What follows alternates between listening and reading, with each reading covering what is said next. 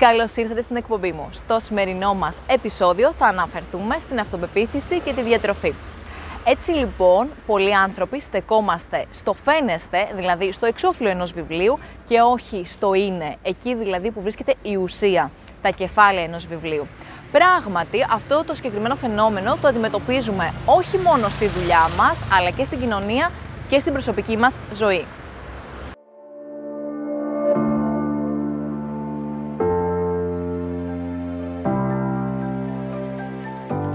Η αυτοπεποίθηση πολλές φορές είναι συνυφασμένη με τις λέξεις όμορφο, νέο και δροσερό, αλλά και ερωτεύσιμο.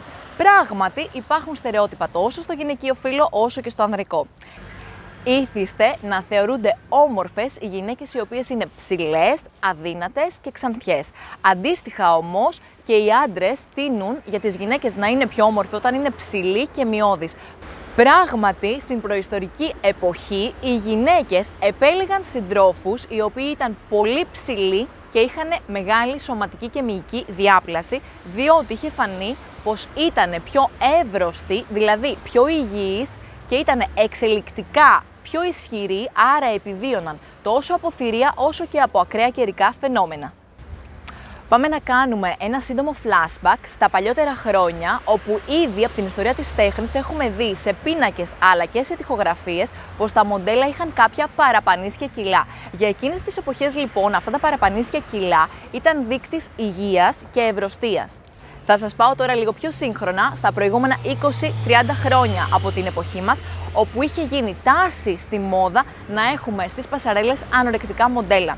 Το συγκεκριμένο φαινόμενο, εκτός ότι ήταν ακραίο και επικίνδυνο γιατί κατέληξαν πολλά μοντέλα της πασαρέλας, έγινε αναγκαίο στο να ανέβει ο δείκτης μάζας σώματος και να είναι υποχρεωτικό τα μοντέλα να έχουν δείκτη μάζας σώματος τουλάχιστον 18,5. Στη συνέχεια θέλω να δώσετε μεγάλη προσοχή στην εικόνα που σας δείχνω, διότι έχουμε γυναίκες που έχουν ίδιο βάρος, ύψος και δείκτη μάζας σώματος, όμως βλέπετε πόσο διαφορετικά είδη σωματοτύπων μπορούμε να έχουμε. Πού θέλω να εστιάσω?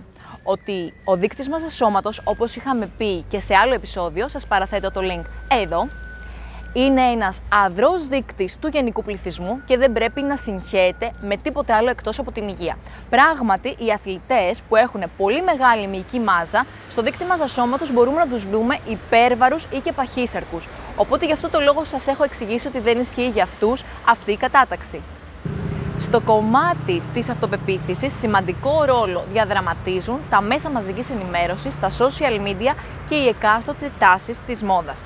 Αυτά ασκούν επιρροή και σε ευαίσθητες ηλικίες όπως είναι η εφηβεία, μπορούν τόσο τα κορίτσια όσο και τα αγόρια να δημιουργήσουν ακραίες διατροφικές συμπεριφορές, οι οποίες μπορούν να οδηγήσουν και σε σοβαρά προβλήματα υγείας. Αναφέρομαι ασφαλώς σε διαταραχές λήψης τροφής, όπως είναι η νευρική ανορεξία, η ψυχογενής βουλημία, η συναισθηματική υπερφαγία, η ορθορεξία και άλλα. Δεν θα σας ζαλίσω αυτό το επεισόδιο, γιατί θα τα πούμε εξατομικευμένα και μεμονωμένα για κάθε ένα από αυτά. Στο σημείο αυτό να αναφέρουμε ότι η αυτοπεποίθηση καλλιεργείται ήδη από τα παιδικά μας χρόνια. Πώς? Με την αγάπη για τον εαυτό μας, με την αποδοχή του σώματός μας, με την αναγνώριση της μοναδικότητάς μας, προσοχή, δηλαδή οι ατέλειές μας είναι αυτές που μας κάνουν μοναδικούς και να ξεχωρίζουμε ανάμεσα στο σύνολο, αλλά και στην κατανόηση των εσωτερικών μας χαρισμάτων, τα οποία αντανακλούν στα μάτια μας και μας κάνουν να νιώθουμε και να φαινόμαστε πιο όμορφοι. Πάμε να προπονηθούμε στην αυτοαποδοχή και αγάπη του εαυτού μας.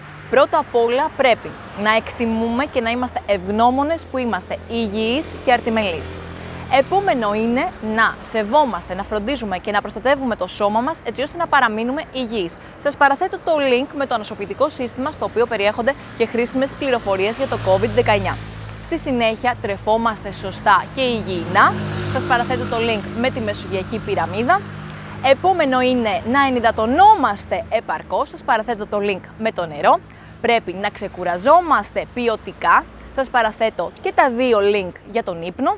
Στη συνέχεια πρέπει να διακόψουμε τις καταχρήσεις όπως είναι κάπνισμα, αλκοόλ αλλά και ναρκωτικά. Πρέπει να ασκούμαστε καθημερινά. Σας παραθέτω το link με τη διατροφή και άσκηση. Και τέλος, πρέπει να φροντίσουμε να έχουμε μια συναισθηματική ισορροπία.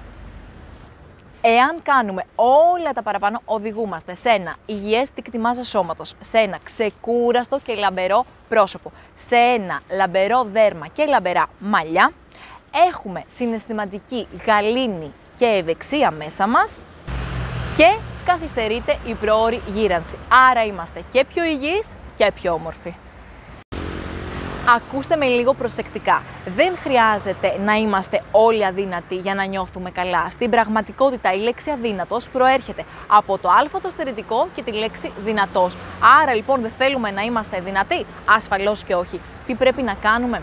Πρέπει να μας αποδεχτούμε και να μας αγαπήσουμε όπως ακριβώς είμαστε, έτσι ώστε να δεσμευτούμε, να μας φροντίζουμε καθημερινά.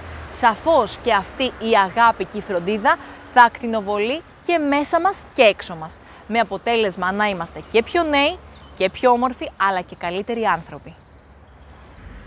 Στο σημείο αυτό σας εφιστώ την προσοχή. Εάν οι ίδιοι ή κάποιο αγαπημένο σας πρόσωπο έχει διαταραγμένη εικόνα σώματος, μην διστάσετε να επικοινωνήσετε άμεσα με έναν διαιτολόγο-διατροφολόγο, καθώς και ανάλογα με τη βαρύτητα του περιστατικού με έναν ψυχολόγο ή με έναν ψυχίατρο, ψυχοθεραπευτή αντίστοιχα, διότι χρειάζονται βοήθεια και αυτή η ομάδα καλό είναι να επικοινωνεί μεταξύ της.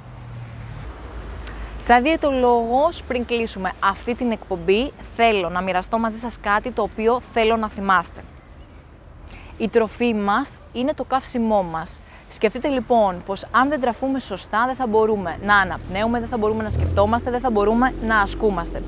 Άρα λοιπόν, αν παραλληλήσουμε το σώμα μας με ένα αυτοκίνητο, όπως θα πάμε σε ένα πρατήριο υγρών καυσίμων και θα βάλουμε το καλύτερο καύσιμο για να κινηθεί σωστά, έτσι ακριβώς θέλω και εσείς να κάνετε για τον οργανισμό σας. Θέλω λοιπόν να επιλέγετε υγιεινά θρεπτικά συστατικά, όπως είναι άπαχες πρωτεΐνες, οι σύνθετοι υδατάνθρακες, τα μονοακόριστα και πολυακόριστα λίπη, οι φυτικές ίνες, τα αντιοξυδοτικά, οι βιταμίνες, τα μέταλλα, τεχνοστοιχεία, να πίνετε καθαρό και πόσιμο νεράκι, να ασκήσετε σε καθημερινή βάση και να δίνετε πολύ αγάπη. Έτσι λοιπόν χτίζεται η αυτοπεποίθηση γύρω από τη διατροφή μας. Μπόνους, το πόστερ αυτοπεποίθησης. Είναι κάτι το οποίο ζητάω από τους πελάτες μου και το οποίο έχω κάνει και εγώ ίδια. Θα σας το παραθέσω για να δείτε το δικό μου πόστερ αυτοπεποίθησης, στο οποίο γράφουμε θετικά μηνύματα ή κολλάμε σε χαρτάκια post-it σε όλα τα σημεία στα οποία ερχόμαστε πάρα πολύ συχνά μέσα στην καθημερινότητά μας σε οπτική επαφή.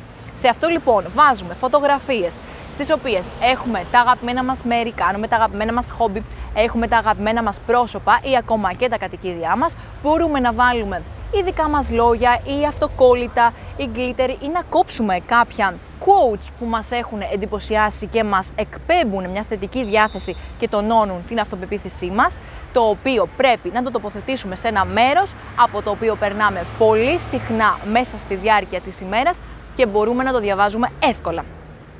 Στο σημείο αυτό και αυτό το επεισόδιο έφτασε στο τέλος του.